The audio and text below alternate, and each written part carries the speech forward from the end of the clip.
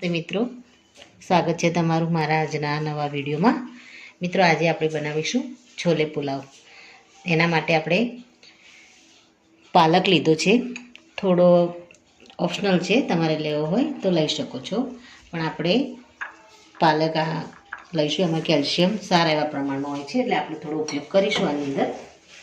પાલક ડુંગળીને આપણે ઝીણી સમારી લીધી છે, ટામેટાને પણ ઝીણા સમારીને લીધા છે, મરચાંને આપણે રફલી 2 ભાગમાં કટ કર્યા છે, કોથમીર આપણે સમારી લીધી છે, આદુ લસણ, છોલેને પણ આપણે એકદમ સારી રીતે બોઇલ કરીને લીધા છે, અને બટાકાને પણ આપણે કટ કરી લીધા છે, ચાવલને આપણે પલાળી દીધા છે। તો મિત્રો વઘારવાની શરૂઆત કરીશું। તો મિત્રો આપણે વઘારવાની શરૂઆત કરીશું। તો સૌ પહેલાં તો વઘાર માટે આપણે ખડા મસાલા લીધા છે, એને એડ કરી દઈશું। એક આપણે ચક્રફૂલ એડ કરીશું, 2 તેજપત્તા, તજનો ટુકડો લીધો છે, 4 થી 5 આપણે લવિંગ લઈશું, અને 6 થી 7 આપણે મરી લઈશું। આમાં આપણે તેલ એડ કરી દઈશું।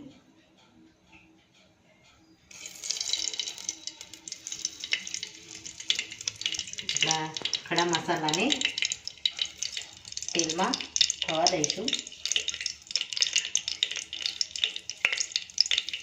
તમે આને ઘીમાં પણ વઘારી શકો છો। ખડા મસાલા આપણા થોડા ગેસમાં થાય, હાઈ ફ્લેમ ઉપર આપણે થવા દઈશું। ત્યારબાદ થોડું આપણે બટર એડ કરી દઈશું। આપણું તેલ ગરમ છે એટલે બટર સારી રીતે એમાં મેલ્ટ થઈ જશે। હવે આપણે આમાં જીરું એડ કરી દઈશું। જીરું અને ખડા મસાલાને તેલ અને બટરમાં સારી રીતે આપણે થવા દઈશું। ત્યારબાદ આપણે લાંબા સમારેલા મરચાં એડ કરી દઈશું।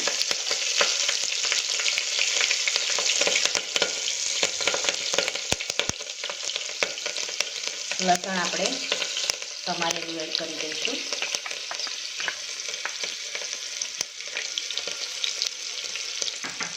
ત્યારબાદ આદુ એડ કરી દઈશું સમારેલું। તમે આને ક્રશ કરીને પણ પેસ્ટ બનાવીને પણ તમે આને લઈ શકો છો। હવે આપણે બટેકાને કટ કરીને રાખ્યા છે, એને આમાં એડ કરી દઈશું।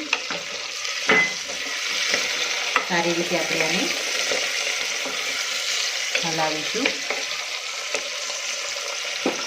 ત્યારબાદ ડુંગળી એડ કરી દઈશું।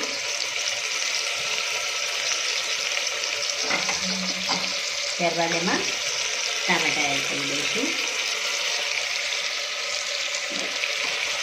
ત્યારબાદ પાલક આપણે ઝીણો સમારીને 2 થી 3 પાણીથી ધોઈને લીધો છે,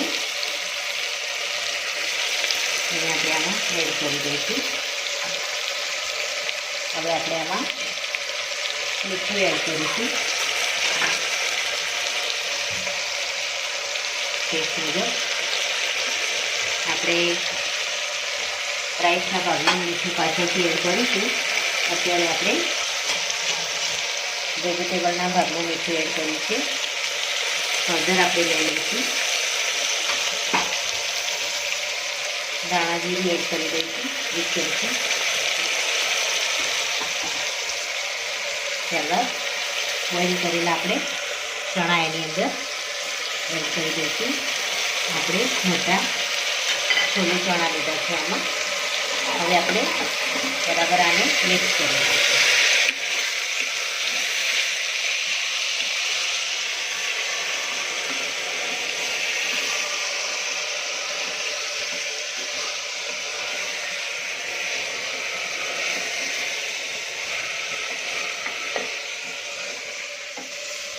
હવે આપણે આમાં લાલ મરચું એડ કરી દઈશું।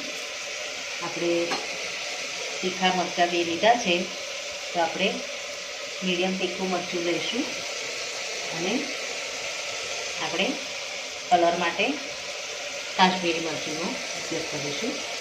એ આપણે 1 ચમચી એડ કરી દઈશું.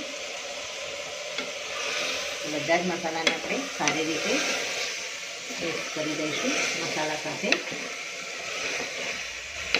આપણા વેજીટેબલમાં મસાલા મિક્સ થઈ ગયા છે.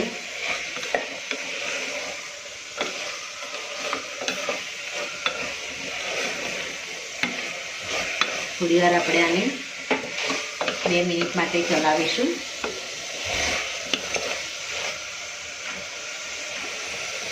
હવે આપણે આમાં રાઈસ એડ કરી દઈશું. આપણે પલાળીને રાખ્યા છે, પલાળેલા બાસમતી ચોખા આપણે આની અંદર એડ કરી દઈશું. મિત્રો, તમારે બોઇલ કરીને લેવા હોય તો પણ તમે લઈ શકો છો. આપણે 15 થી 20 મિનિટ ચોખાને પલાળી રાખ્યા છે. બાસમતી ચાવલને સરખા વાર લાગતી નથી. હવે બધા મસાલા સાથે રાઈસને આપણે મિક્સ કરી દઈશું.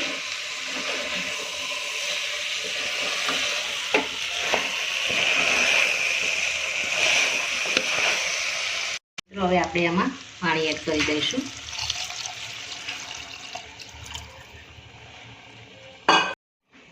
મિત્રો, આપણે પાણી એડ કરી દીધું છે, ચોખા ડૂબે એટલું. બરાબર આપણે હલાવી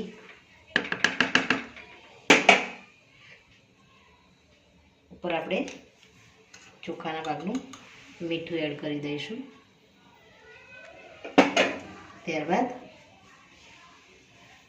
પુલાવ મસાલો આપણે એડ કરી દઈશું.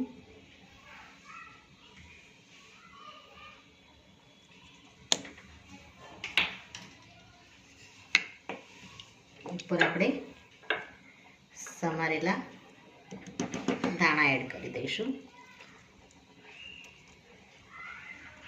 અને આને ઢાંકી અને 2 સીટી આપણે આવવા દઈશું.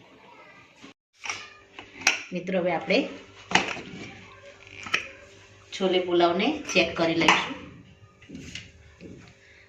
તો મિત્રો, આપણા પુલાવ એકદમ સરસ રેડી થઈ ગયો છે.